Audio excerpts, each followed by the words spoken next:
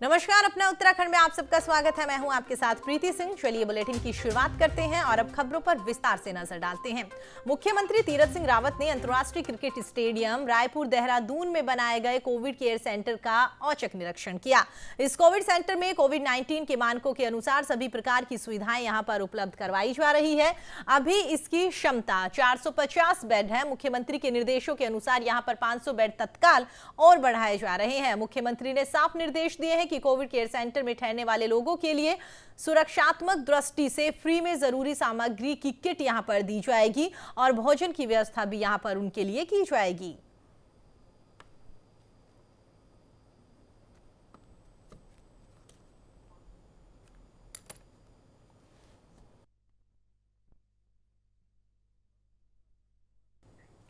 उत्तराखंड में बढ़ते कोरोना संक्रमण को देखते हुए प्रदेश सरकार ने कोविड-19 की एक नई गाइडलाइन यहां पर जारी करी है, जिसके बाद में कोटद्वार में पुलिस द्वारा सख्त गाइडलाइन का पालन किया गया। साथ ही आवश्यक सेवाओं को छोड़कर बाकी की दुकानों को पुलिस द्वारा निर्धारित वक्त में बंद कराया गया है। वहीं पर व्यापारियों का कहना है कि सरकार की नई गाइडलाइन सरासर गलत है, इससे व्यापारियों को नुकसान होगा। प्रदेश सरकार ने और जब कर्फ्यू 7 बजे से लागू होना तो बाज़ार सिर्फ 2 बजे तक ही बंद क्यों हैं? उसके बाद सारे बाज़ार में भीड़ रहेगी। आप सब्जी की दुकानें खुली रख रहे हैं, आप राशन की दुकानें खुली रख रहे हैं, आप शराब की दुकानें खुली रख रहे हैं, दवाई की दुकानें खुली हैं, तो फिर कर्फ्यू का मतलब क्या हुआ? किस तरीके से सोशल डिस्टेंसिंग होगी? फिर पूरे बाज़ार में जब भीड़ रहेगी उसका कोई फ़ायदा नहीं है। इससे बढ़िया बाज़ार भी 7 बजे तक खुला रहे और उसके बाद कर्फ्यू लगाया जाए। हम तो बिल्कुल सहमत नहीं है। सरकार को जो है गाइडलाइंस पूरे बाजार के लिए जैसी बनानी चाहिए। ऐसा कुछ नहीं है कि कोई 2 बजे तक खोले, कोई 7 बजे तक खोले। सिस्टम बिगड़ रहा है, लोगों में हताशा फैले भी, लोग समझ नहीं पा रहे हैं कि कैसे कैसे करें। क्योंकि सब्जी और राशन लेने भी अगर मार्केट में बाजार में आता है तो अगर वो आदमी तो मार्केट में उसका मूवमेंट तो हो ही रहा है ना। या तो सभी कुछ बंद कर दें, या सब चीज़ जब जनता का मूवमेंट बाजार में हो रहा है, अगर वो सब्जी या राशन खरीदने भी आ रहा है तो वो और भी चीज़ खरीदेगा। इसमें मुझे लगता है कि ये निर्णय कोई समझदारी वाला या लाभदायक निर्णय नहीं है। नवरात्रों के अंतिम दिन जगह जगह पर धार्मिक आयोजन किए गए। वहीं पर नैनीताल के पाषाण देवी मंदिर पहुंचकर श्रद्धालुओं ने विधि विधान से पूजा अर्चना करी। साथ ही सभी भक्तों ने मास्क और सैनिटाइजर लगाते हुए गाइडलाइन का पालन किया। नवरात्रों के अंतिम दिन मां पाषाण देवी मंदिर में देवी के 9 रूपों के दर्शन के लिए भक्तों की भीड़ देखने को मिली। भक्त मां के दर्शन के लिए दूर दराज से मंदिर पहुंचते हुए नजर आए।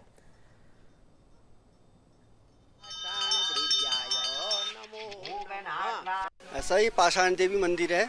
यहाँ पे पत्थर में देवी जी की आकृति आई हुई है और माँ के 9 पिंड बने हैं। उसमें माँ की 9 दुर्गा के रूप में माता को पूजा जाता है और यहाँ पे आके मन्नत पूरी होती है। माता जी के सामने आके लोग मन्नत मांगने के लिए यहाँ पे घंटी बाजते हैं। पहले गाट बाज जाते हैं, पूरी होने पर मंदिर में घंटी बाजते हैं। इन 9 रूपों में ही माँ भगवती को यहाँ पे पूजा जाता है। यहाँ पे भगवती के जो 9 पिंड हैं, इन्हें जो हमारी सर्वप्रथम आप दुर्गा सप्तशती में माँ भगवती के 9 नाम इस प्रकार से जो मैंने अभी गिनाया, इन्हीं रूपों में माँ भगवती को यहाँ पे पूजा जाता है। इसमें हमारे द्वारा कोई भी परिवर्तन आदि नहीं किया गया है। बस सिर्फ देवी को यहाँ पे वस्त्र के रूप में सिंदूर का चोला नित्य हम यहाँ पे लगाते हैं प्रातःकालीन स्नान के पश्चात। और जो आपने यह प्रश्न पूछा कि जो माँ भगवती के स्नान वाले जल की महत्ता, इस जल को हम हर 10 दिन में 1 दिन निकालते हैं। नवरात्रों का मुझे हमेशा इंतजार रहता है, क्योंकि इन नवरात्रों में मंदिर में माँ के रोज़ दर्शन करने का सौभाग्य मिलता है। माँ में मेरी भरपूर आस्था है। मैं हमेशा बचपन से ही माता के नवरात्रों के व्रत पूरा करती थी और इस बार भी मैं जब से नैनीताल में आई हूँ तब से मैं हमेशा नवरात्रों में, चाहे शारदीय नवरात्र हों चाहे बसंत के नवरात्र हों, हमेशा इस मंदिर में अपनी आस्था के साथ आती हूँ और जो भी श्रृंगार माँ को चढ़ता है, जो भी उनको चढ़ता है, वो सब चढ़ा के और अपनी आस्था पूरी करती हूँ। हरिद्वार में एचआरडी की ओर से निर्मित भगत सिंह चौक और गीता चौक का उद्घाटन किया गया। हरिद्वार रुड़की विकास प्राधिकरण द्वारा कुंभ मेला निधि के तहत में इन दोनों चौराहों को यहां पर बनाया गया, जहां पर गीता चौक पर गीता के उपदेशों को लिखा गया। वहीं पर शहीद आजम भगत सिंह के नाम पर यहां भगत सिंह चौक पर भव्य प्रतिमा लगाई गई। मेला अधिकारी दीपक रावत और विधायक आदेश चौहान ने इन दोनों चौराहों का उद्घाटन किया और इस मौके पर पंजाबी महासभा के लोग भी यहां पर मौजूद रहे।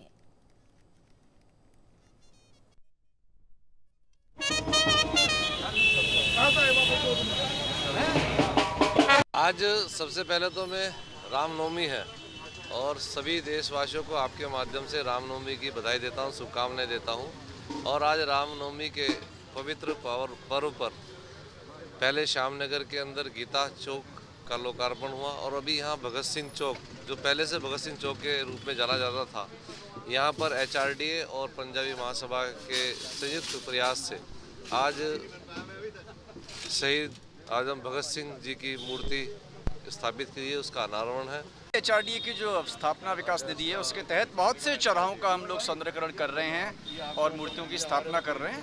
तो उसी क्रम में अभी हम भगत सिंह चौक पे खड़े हैं। यहाँ पे भी इसको एक तरीके से रेनोवेट किया है, फेसलिफ्ट किया है और मूर्ति भी लगाई गई। पंजाबी महासभा का भी इसमें सहयोग लिया है और कुल मिला के ये वैसे भी बहुत ज़्यादा महत्वपूर्ण जगह हरिद्वार के लिए और अभी काफ़ी अच्छा ये लग रहा है। चौराहों का सौंदर्यकरण से शहर के लुक को भी एक नया, मैं समझता हूँ कि एक आयाम मिला है। आज भगत सिंह जी की मूर्ति का अनावरण हो रहा है। ये हमने जो है इस मूर्ति का बनवाया है, परेड़ा जो मूर्तिकार हैं हरिद्वार में उनसे, और इस मूर्ति की हाइट लगभग 7.25 फुट है और छोटी सी उम्र में ही उन्होंने जो है देश के लिए जान दे दी थी।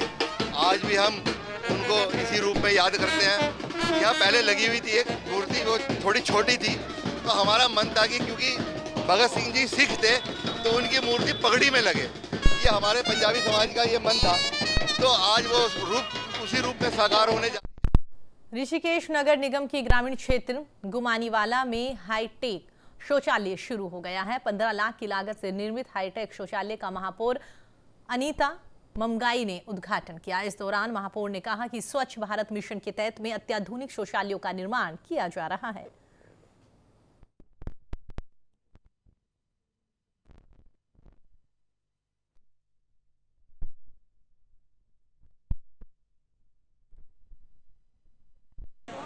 गुमानीवाला में वार्ड संख्या 35 और 36 में हाईटेक शौचालय का यहाँ पर उद्घाटन किया गया और मुझे लगता है कि जो हमारे ग्रामीण क्षेत्र के 16 वार्ड नगर निगम क्षेत्र में सम्मिलित हुए हैं, तो हमारी ग्रामीण की जनता को यही आशा और उम्मीद थी कि किस तरह से हम भी जब शहरी क्षेत्र में जुड़े हैं तो हमको भी शहरों वाली सुविधाएं मिले। आज उन लोगों की खुशी जो देखने को मिल रही है, उसी से अंदाजा लगाया जा सकता है जिस प्रकार से यहाँ पर हाईटेक शौचालय बना और पथ प्रकाश के लिए लगातार हम यहाँ पर लाइटें लगा रहे हैं। इस क्षेत्र में कहीं पे भी ऐसे महसूस नहीं होने दे रहे हैं कि नया नया क्षेत्र नगर निगम में जुड़ा है। पूरी तरह से देहरादून में बदमाशों ने देहरादून के नामी डॉक्टर केसी चंदोला पर जानलेवा हमला कर बदमाश मौके से फरार हो गए। हल्द्वानी के चंदोला मेडिकल कॉलेज के MD डॉक्टर केसी चंदोला पर बीती रात को राजधानी देहरादून में कुछ बदमाशों ने हमला कर दिया। आनन फानन में परिजनों ने डॉक्टर चंदोला को हॉस्पिटल में भर्ती करवाया। पीड़ित डॉक्टर का कहना है कि कुछ लोगों ने उनके नाम पर फर्जी सोसाइटी बनाई है, जिसको लेकर उन्होंने जिलाधिकारी से इस संबंध में जानकारी दी। जिलाधिकारी ने तुरंत एक्शन लेते हुए आरोपियों को रजिस्ट्रार ऑफिस से नोटिस भेजा है, जिससे गुस्साए आरोपियों ने रंजिश के चलते कुछ बदमाशों द्वारा डॉक्टर पर चाकू से वार करवाया। वहीं पर इस पूरे घटनाक्रम पर फिलहाल पुलिस बोलने से बचती हुई नजर आ रही है।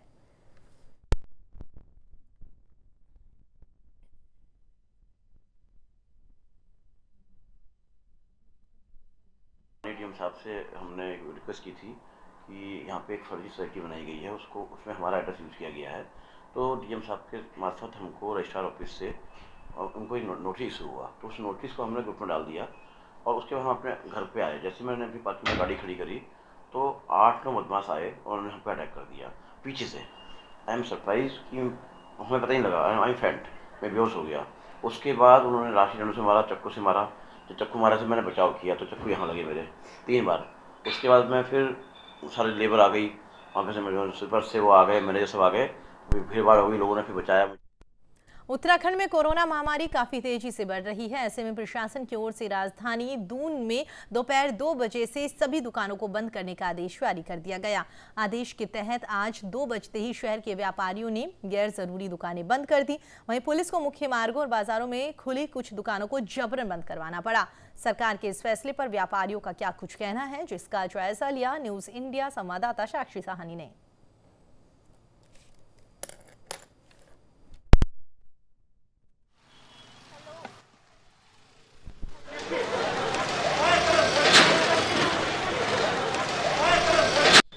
कोरोना की दूसरी लहर जिस तरीके से अनुमान लगाया जा रहा था घातक साबित होगी और साबित हो भी रही है, जिसके तहत राज्य सरकार तमाम गाइडलाइंस ला रही है और अब फिर गाइडलाइन लाई है जिसके तहत 2 बजे से जो है बाजार बंद होंगे, जिस पर कहीं ना कहीं व्यापारियों का रोष देखने को मिल रहा है और प्रशासन की सख्ती भी। जिस तरीके से आप देख सकते हैं प्रशासन जो है अपना सख्त रुख अपनाते हुए नजर आ रहा है और यहाँ पे देखा जा सकता है कि प्रशासन द्वारा जो है यहाँ पे इंतजाम कराए जा रहे हैं ताकि सबकी जो है दुकानें बंद कराई जाए। इनका पूरा कोशिश है कि कोई भी अपनी दुकान जो है 2 बजे के बाद ना खोलें, बजाय इसके कि आवश्यक चीज़ों की जो है दुकानें खुली रहें। देखा जा सकता है कि इसमें मिला जुला असर जो है हर किसी का देखने को मिल रहा है, क्योंकि जिस तरीके से सब लोगों का, व्यापारियों का ये कहना है कि 2 बजे के बाद से ही जो है व्यापार शुरू होता है और अगर 2 बजे ही दुकानें बंद कर दी जाएंगी तो व्यापार पूरी तरीके से ठप हो जाएगा। साथ में उनकी ये भी शिकायत है कि जिस तरीके से जो है नई नई गाइडलाइंस लाकर कहीं ना कहीं एक तो कोरोना ने एक तरफ मार रखा है और दूसरी गाइडलाइंस ने भी कहीं ना कहीं दोहरी मार जो है जनता को दे रखी है। इसके तहत देखा जा सकता है कि लोग जो हैं कहीं ना कहीं परेशान हैं। इसीलिए यहाँ पर भी, क्योंकि अभी थोड़ी दुकानें जो है वो खुली हुई थी, तो पुलिस प्रशासन के व्यक्तियों ने आकर यहाँ पे जो है दुकान बंद करवाई ताकि शॉप्स जो हैं वो खुली ना रहे, जिसके तहत देखा जा सकता है कि लोग कहीं ना कहीं परेशान हैं। क्योंकि देखिए जिस तरीके से स्मॉल स्केल वर्कर्स की अगर हम बात करें तो उनकी जो है जो रेडी लगाते हैं या जो ठेली लगाते हैं उनका जो व्यापार है वो शाम के वक्त से ही जो है शुरू होता है, लेकिन शाम को क्योंकि दुकानें बंद करने का आदेश है तो इसके तहत उनका व्यापार जो है पूरी तरीके से ठप हो गया, जिसको लेकर कहीं ना कहीं वो परेशान हैं। क्योंकि उनकी ये मांगे हैं कि अगर सरकार को गाइडलाइन लानी ही थी तो वो वक्त को कहीं ना कहीं कुछ और कर सकती थी, यानी उस वक्त कर सकती थी जब व्यापार थोड़ा ठंडा रहता है। लेकिन इस समय अगर काम के वक्त अगर ये दुकानें बंद करने का आदेश सरकार ने दिया है तो वो किस तरीके से जो है आगे व्यापार कर पाएंगे। जिस तरीके से आप यहाँ देख सकते हैं तमाम दुकानें जो हैं आपको बंद दिखेंगी और तमाम व्यापारियों की अलग अलग जो है इस पे प्रतिक्रिया है। इनसे जानना भी चाहेंगे सर, सरकार की इस गाइडलाइन को किस तरीके से देखते हैं? मैम है तो प्रिवेंटिव मेजर ही, लेकिन थोड़ा टाइमिंग का इशू है क्योंकि कस्टमर्स 2 o'clock तो आना ही शुरू होते हैं मार्केट में, तो उससे पहले ही बंद करना मेरे ख्याल से वाइज डिसीजन नहीं है। थोड़े टाइमिंग्स में चेंज होना चाहिए। है प्रिवेंटिव इशू तो फिर मतलब ड्यूरेशन कम हो जाए, that is no issue, but time थोड़ा सा मार्केट के हिसाब से होना चाहिए। Like it should be 12 to 5 और some time which customers are suitable to come in the market. जैसा आपने सुना कि तमाम लोगों की तमाम प्रतिक्रिया हमको देखने को मिल रही हैं। ये भाई साहब भी हमारे साथ मौजूद हैं, आपसे जानना चाहेंगे सर, जिस तरीके से हम देख सकते हैं कि प्रशासन का भी सख्त रुख है, अगर किसी की दुकान खुली है तो उसको बंद करा रहे हैं, इससे क्या चेन टूटेगी कोरोना की, क्या लगता है? क्या कह सकता हूँ मैं इसमें, अब कुछ समझ जिस तरीके से आपने देखा कि हर किसी की अलग अलग प्रतिक्रिया जो है देखने को मिल रही है, कोई परेशान है तो कोई हताश है, क्योंकि देखिए लोग कह रहे हैं कि अगर गाइडलाइन लानी थी तो उसको अलग तरीके से जो है शामिल किया जा सकता था, बजाय इसके कि 2 बजे से जो है दुकानें बंद करी जाएं। अपने सहयोगी आकाश के साथ में साक्षी सानी, न्यूज़ इंडिया, देहरादून। गर्मी का मौसम शुरू होते ही जंगलों में आग लगने का सिलसिला शुरू हो जाता है। हरिद्वार में राजाजी रिजर्व स्थित मां मनसा देवी मंदिर की पहाड़ी पर आग लगने से हड़कंप मचा हुआ है। विभाग के लाख दावों के बावजूद भी लगातार वन संपदा जल रही है। वहीं पर स्थानीय लोगों का कहना है कि 2 दिनों से पहाड़ियों पर लगी आग का दायरा अब बढ़ गया है, मगर अभी तक बुझाने का प्रयास यहाँ पर प्रशासन की ओर से नहीं किया गया। दूर से ही धुएं का गुबार साफ दिखाई देता है। वहीं पर वन विभाग के अधिकारी आग पर काबू पाने के लिए यहां पर लगातार प्रयास जारी होने की बातें कह रहे हैं। सर ये 2 दिन से आग लगी हुई है, कल तो कम थी, बट आज स्थिति देखो आप कितनी बढ़ चुकी है और ना इस टाइम इसको कोई बुझाने आ रहा है ना कोई देखने आ रहा है। सर सुबह से ही है और काफ़ी देखो आप कितने अंदर जानवर होंगे, सब कैसे मर रहे होंगे। वैसे कोरोना से आदमी मर रहा है, वो सोचो वो जानवर है वो कहाँ जाएंगे। धुआं भी उठ रहा है, काफी नीचे भी आ रहा है। बिल्कुल सर बहुत आ रहा है, देखो अभी भी गाड़ियाँ भी चल रही है, पूरा का पूरा धुआं है और कल तो कम था लेकिन आज तो ज़्यादा ही आप देखो। मसूरी के विश्व प्रसिद्ध वुडस्टॉक स्कूल के निकट जंगल में अचानक से आग लगने से वन संपदा पूरी तरीके कर राख हो गई है। हालांकि तेज हवाओं के कारण आग पर काबू पाने में काफी मशक्कत यहां पर करनी पड़ी। वहीं अग्निशमन दल ने स्कूल प्रबंधक और स्थानीय लोगों की मदद से आग पर काबू पा लिया।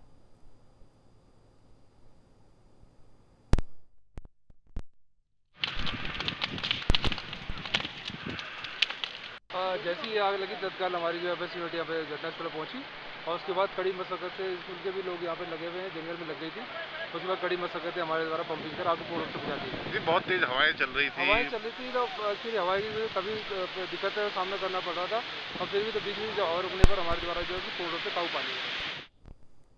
कोरोना गाइडलाइन के पालन के लिए प्रशासन सख्त रवैया अपनाता हुआ नजर आ रहा है। पौड़ी जिले की एसएसपी पी रेणुका देवी ने जनपद पौड़ी के सभी सीओ के साथ में बैठक करके उन्हें जरूरी दिशा निर्देश दिए। उन्होंने कहा कि क्राइम बैठक में उन्होंने सभी पुलिस अधिकारियों को नई गाइडलाइन के बारे में विस्तार से बताया। क्राइम मीटिंग में जनरली अभी कोविड का नया गाइडलाइंस आया था, उसके संबंध में सभी को बताया है, उसमें स्ट्रिक्टली इंप्लीमेंट करना है, बिकॉज अभी इसमें फैटल भी ज़्यादा हो रहा है, मतलब डेथ्स भी ज़्यादा हो रहे हैं। सो मास्क का 100% इंप्लीमेंट करने के लिए एंड हमारा बैरियर्स में सख्ताई से चेकिंग करने के लिए कितना भी बाहर से आ रहा है वो सब बिना RT-PCR नेगेटिव रिपोर्ट में अंदर एंट्री नहीं करेंगे। सो इस संबंध में भी दिशा निर्देश किया था।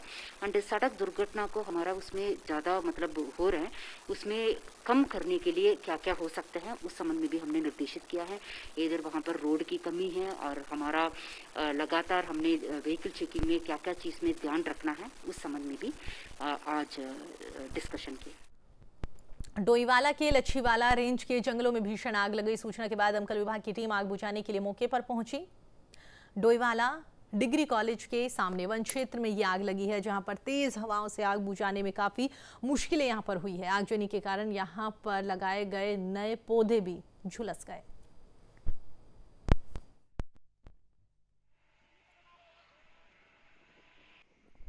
ये 10 मिनट हुई है अभी, ये बड़ी तेज से हवा की वजह से बड़ी तेजी से भाग रही है आग।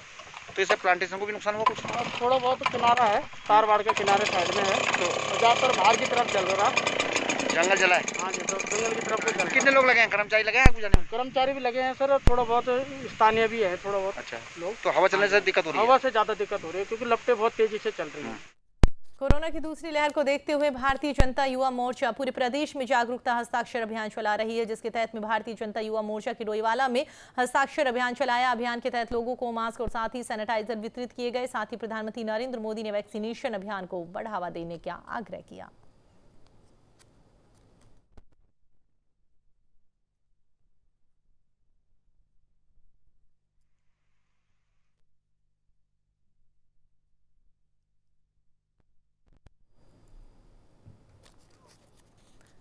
रामनगर में कोविड-19 के बढ़ते मामलों को लेकर प्रदेश सरकार की नई गाइडलाइन के तहत यहां पर प्रशासन ने सख्ती काफी बढ़ा दी है। नई गाइडलाइन का पालन कराने के लिए पुलिस ने बाजार के हर क्षेत्र में अनाउंसमेंट करते हुए पब्लिक से नई गाइडलाइन का पालन करने के लिए कहा है।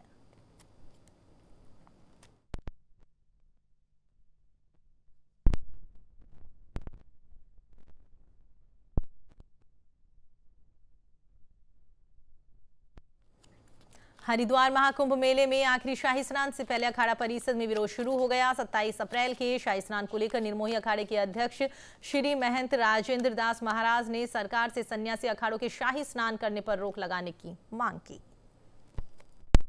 विरोध करते थे और जो है जैसे कि जो है घोषणा किए थे कि हमारे कैंप जो है हमने उखाड़ लिया, हमारा कुंभ विसर्जन हो गया, तो इसके लिए जो है वो जाने के हकदार नहीं। यदि वो आते हैं तो क्या करेंगे आप? विरोध करेंगे? अब आते तो उनको सरकार रोक लगावेगी और जो है मैं आप लोगों के माध्यम से उनसे पूछूंगा कि कितनी बार जो है तुम लोग जो है बोलते हो, कितनी बार बदलते हो। कोई आचार विचार या कोई परंपरा, कोई रेख टेक है कि जो है जब चाहे जब घोषणा कर दिए कि कुंभ विसर्जन हो गया और फिर जो है अभी शाही स्नान करेंगे तो जो है वो उनके लिए शोभा नहीं देगी। उत्तराखंड में लगातार कोरोना संक्रमण तेजी के साथ फैल रहा है, जिसकी रोकथाम के लिए सभी राज्य सरकार हर सफल प्रयास कर रही है। तो वहीं पर उधम सिंह नगर के जसपुर क्षेत्र में धर्मपुर यूपी उत्तराखंड बॉर्डर पर भी सुरक्षा बढ़ा दी गई है। साथ ही स्वास्थ्य विभाग की टीम भी बॉर्डर पर तैनात कर दी गई। जिले भर में कोरोना का संक्रमण बढ़ता ही जा रहा है। उसी क्रम में आज रविवार को कोविड कर्फ्यू चल रहा है। उसी के क्रम में हम ये धर्मपुर बॉर्डर पर सैंपलिंग की जा रही है, जिसमें जो आने वाले बाहर से व्यक्ति हैं उन सभी लोगों की सैंपलिंग की जा रही है। और यहाँ पे अभी पुलिस स्टाफ का काफ़ी अच्छा सहयोग हमें मिल रहा है। यहाँ पे जो चौकी इंचार्ज हैं GS भट्ट जी काफ़ी अच्छे से सैंपलिंग करा रहे हैं और जितने भी व्यक्ति बाहर से आ रहे हैं उन सबको परमिशन के वगैरह और जैसे कोविड टेस्ट नेगेटिव वगैरह की रिपोर्ट्स देके उनको फिर बॉर्डर से क्रॉसिंग की जा रही है। और अभी तक जसपुर में इस माह में 99 लोग पॉजिटिव आ गए हैं। अभी हमारे पास 61 लोग होम आइसोलेट में हैं उसी क्रम में हम नांदेड़ी बॉर्डर पे भी और ये अमियावाला बॉर्डर और शिवराजपुर पट्टी बॉर्डर पे भी सैंपलिंग। फिलहाल इस बुलेटिन में इतना ही। आप देखते रहिए न्यूज़ इंडिया। नमस्कार।